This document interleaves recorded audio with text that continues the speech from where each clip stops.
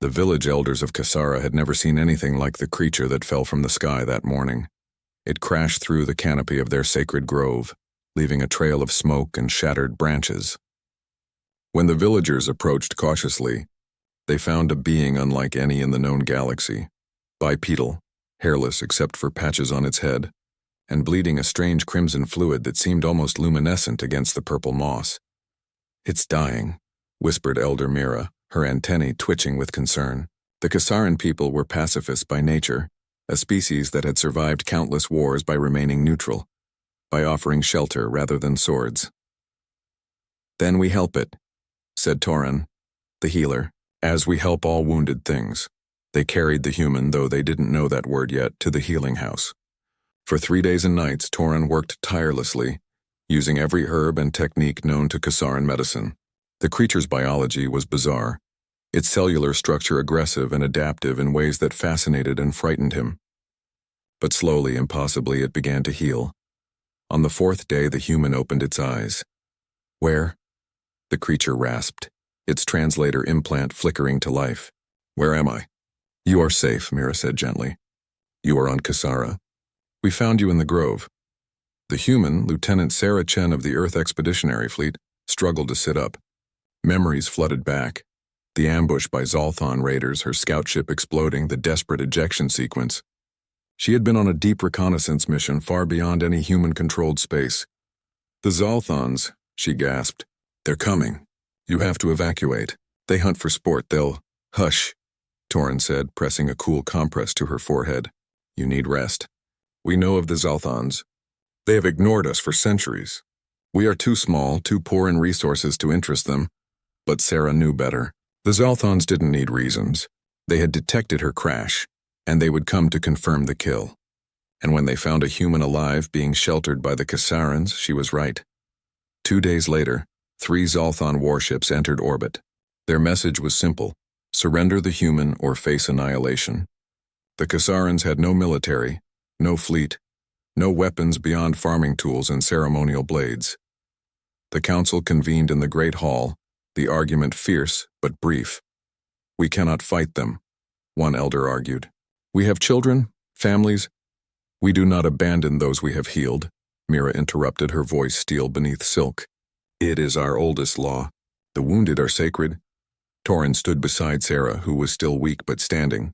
"If we surrender her, we surrender who we are. I would rather die as Kasarans than live as cowards." The vote was unanimous. When the Zolthon commander received their refusal, his laughter echoed through the comm channels. A single scout patrol descended, expecting easy prey. They never made it to the surface.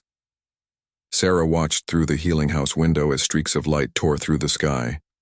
Not Zolthon fire, but something else entirely.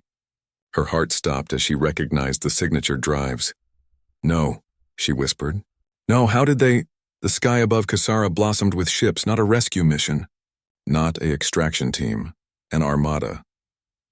The Earth Defense Fleet emerged from hyperspace in a formation that blocked out the stars. 73 warships, from nimble corvettes to the massive dreadnought Indomitable, arranged in a protective sphere around the small planet.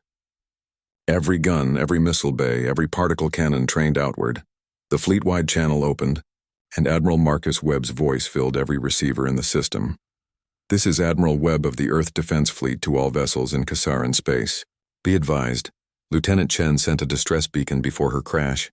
Her final transmission indicated she had been given aid by the indigenous population. Earth has a simple policy. We remember our friends. Any hostile action against the Kasaran people will be considered an act of war against humanity. You have 1 minute to withdraw or be destroyed." The Zolthon commander sputtered threats, spoke of ancient rights and territorial claims. Webb cut him off. 50 seconds. The elder Mira stood beside Sarah now, watching the impossible sight above them. "But we are nothing to your people. Just one human. Why would they?" Sarah smiled, tears streaming down her face. "You don't understand. Humans are strange, irrational. We remember kindness the way other species remember insults.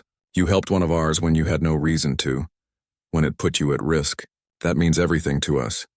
30 seconds, the Zolthon ships powered their weapons. For a moment it seemed the universe held its breath. Then they turned and fled. The Armada remained for 3 weeks until Earth could establish a permanent defense station in orbit. They brought gifts, medical technology, agricultural equipment, trade agreements. But more than that, they brought a guarantee. Kasara would never stand alone again.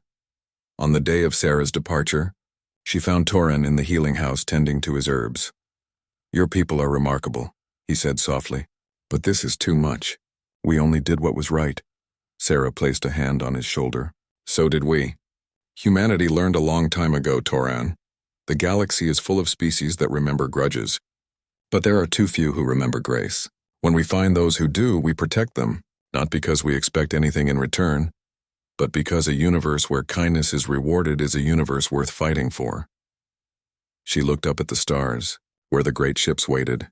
"You helped one wounded human, so Earth deployed an armada, and we would do it again, for any species brave enough to do what you did. That's who we are. That's humanity." Torin's antennae curved in what Sarah had learned was a smile. "Then perhaps," he said quietly, "the galaxy is not as dark as we feared."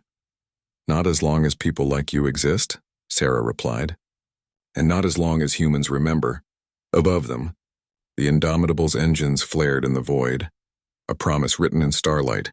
A debt of honor that would never be forgotten. In the galaxy's long memory, Kasara had been invisible, insignificant, but to humanity, they had committed the greatest act imaginable. They had chosen compassion over fear, and for that they would never be alone again.